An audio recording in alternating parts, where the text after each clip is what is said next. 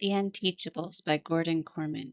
The Unteachables are a class of students famous for causing trouble or not succeeding, like Aldo with anger management issues, Parker, who can't read, Kiana, who doesn't even belong in this school, and Elaine.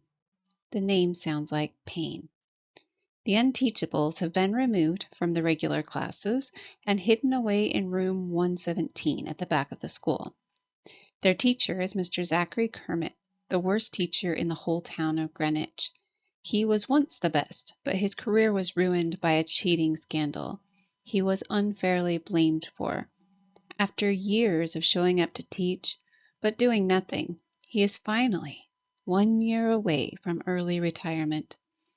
The school superintendent doesn't want to pay retirement to this worthless teacher and has his own plans to get rid of Mr. Kermit early.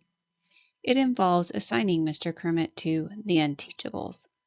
The Unteachables never thought they'd find a teacher who had a worse attitude than they did. And Mr. Kermit never thought it was possible to actually care about teaching again.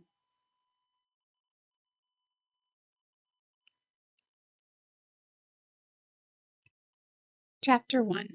Kiana Rubini, 8th grader, new move-in. It's no fun riding to school with Step Monster, especially with baby Chauncey screaming in the back seat. Don't get me wrong, I'd cry too if I'd just figured out Step Monster is my mother. But at 7 months old, I don't think he's processed that yet. He cries when he's hungry, full, tired, or awake. Basically, any day of the week that ends in day, Chauncey cries. There also seems to be a connection between his volume and the gas pedal. The louder he cries, the faster Step Monster drives. "Who's a happy baby?" she coos. "Not Chauncey," I say. "Hey, school zone, slow down." She speeds up. Motion is soothing. Maybe, but as we screech into the drop-off zone, swerving past other cars, it's one motion too many. Chauncey throws up. Suddenly, cereal is dripping down the windows and stuck to the ceiling. His stomach is like a food expander. 1 teaspoon in, 5 gallons out. "Get out of the car," Step Monster orders. "You have to come with me. I can't register without an adult." She looks panicked. "I'll go home, clean Chauncey up, and come back. It'll be 10-15 minutes." Before I can argue, she speeds away. So there I am in front of Greenwich Middle School, watching kids arrive for the first day. A few of them glance at me. New girl, who cares, they think. I don't care much either. I'm only here for a couple of months while Mom's in Utah filming a movie. She's not a big star, but this could be her chance to change that. The bell rings. Everyone goes inside.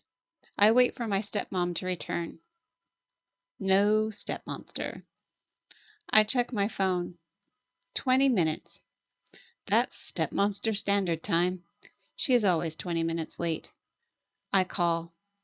No answer. With a frustrated sigh, I sit on a bench. To be fair, she isn't totally monstrous. She's younger than Dad and probably overwhelmed with the baby. She's trying to be nice, just not succeeding. The roar of an engine snaps me out of it. A rusty pickup truck barrels towards me. Way too fast. The front tire jumps the curb, heading straight for the bench. I dive out of the way. The truck misses hitting me by inches, but its side mirror slams into my backpack, sending everything flying. Papers, shoes, lunch, everything. The truck screeches to a stop. The driver jumps out and starts chasing my stuff. Papers fly out of his own pocket. So now he's chasing those too. I help gather everything and finally get a look at him. The crazy driver is a kid. My age. Why are you driving? I gasp. I have a license, he says calmly, showing me a card. Provisional license. His name is Parker Elias. Provisional? It means I can drive for the family business. What is it? A funeral home? You almost killed me. Our farm. I take food to market and my grandma to the senior center. A farmer. Great. I've officially landed in the middle of nowhere. He hands me my damaged backpack. There's a hole in it now. Sorry, he mutters, then runs inside. I keep waiting. Still no stepmonster. My calls go straight to voicemail. I decide to go into the school alone. The office is chaos. Kids lost, confused, or trying to change schedules. When I explain I am waiting to register, the secretary points to a chair and ignores me. I instantly decide to hate this school. My phone pings. A text from Stepmonster. Taking Chauncey to doctor. Do your best without me. Perfect. The secretary notices my phone. No phones. Put it in your locker. I don't have a locker. I just moved here. She grabs a paper sticking out of my damaged backpack. Your schedule? You're in room 117. She rattles off directions and sends me away. Halfway down the hall, I look at the paper the secretary found in my backpack. It's not mine. It says Elias Parker, grade 8. Great. It is the farmer boy's schedule, not mine. I consider going back to get the right schedule, but I don't want to deal with the secretary again. Walking home doesn't sound fun either, so I might as well go to the farmer boy's class. It is better than staying in the hall. Room 117. Navigating the school is a nightmare.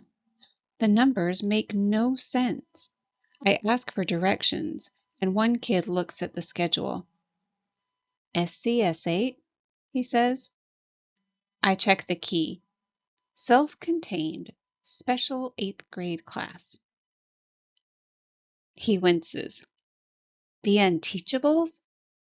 You're in the Unteachables? He backs away, embarrassed.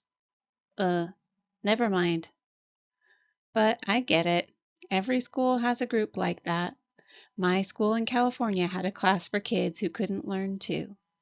I almost go back to the office because it is a strange kid class, but honestly, I'd rather be in a weird class than waiting all day for Stepmonster. So I head to room 117. It's in a far corner near the gym, where the hallway smells like sweaty socks and something burnt. Temporary, I remind myself. Everything here is temporary. I won't attend this school long enough to get my first report card. Mom will finish her movie, and I will go back to Los Angeles. Besides, Unteachables are still just kids. Even Parker, terrible driver, but otherwise normal. How bad can it be? I open the door. Smoke pours out the window. In the middle of the room, a fire blazes in a trash can. A group of kids stand around it, roasting marshmallows on pencils.